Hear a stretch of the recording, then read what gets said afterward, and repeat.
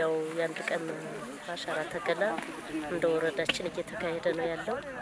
ወረዳዊ ተከላ ቦታችን ገውና ቀበሌ ጉዲ ተፋሰስ ላይ ነው እያከበርን ያለነው። ግን ቢሆንም በ12ቱም ቀበሌዎች 20 ሳይቶች ላይ ተከላ ይካሄዳል። በዚህ ላይ ወደ 340 ሄክታር ነበር እቅዳችን። ከ340 ውስጥ ወደ 413 ሄክታር በዛሬው ቀን ይተከላል። ስለዚህ ለዚህ ያው ባለሙያዎች በየቀበሌው ስታንድ ባይ ይሆናሉ፣ መረጃ የሚሰጡ ለቀጥታ ክልል ነው ሪፖርት የሚደርሰው። ከኛም ከወረዳም ቀጥታ ወደ ዞን የሚያስተላልፉ ባለሙያዎች አሉ። እንዳጠቃላይ ግን እኛ ወረዳ ላይ ወደ 16.25 ሄክታር ሚሊዮን ችግኝ ተፈልቶ ወደ 1214.2 ሄክታር ነው የሚተከለው።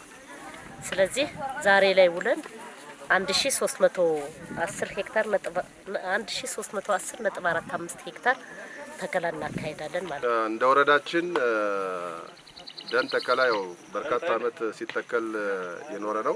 ወደ 3.69 ሚሊዮን ቁጥር ችግኝ ይተከላል ማለት ነው። ይህ ስለሆነ አንዱ ገውና ቀበሌ በጉዲ ተፋሰስ ላይ መትከል ያው ጀምሯል ማለት ነው።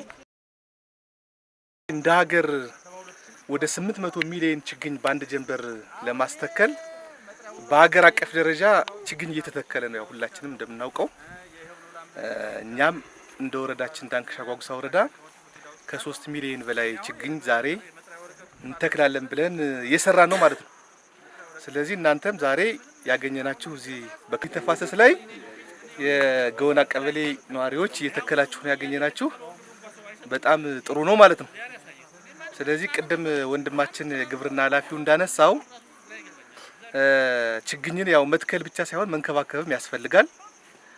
የዛሬው ደግሞ የፕላስቲክ ችግኝ ስለሆነ ፕላስቲኩን ከልተን ምን ብለን በአግባቡ መተከል ያለበት እንደሆነና አጠቃላይ የግብርና ባለሙያዎች የሚሰጧችሁን እያንዳንዱን ትምህርት ወስዳችሁ ምክረ ሀሳቡን መሬት ላይ አውለን በአግባቡ እንዲጸድቅ የማድረግ ኃላፊነት አለብን ሁላችንም ማለት ነው።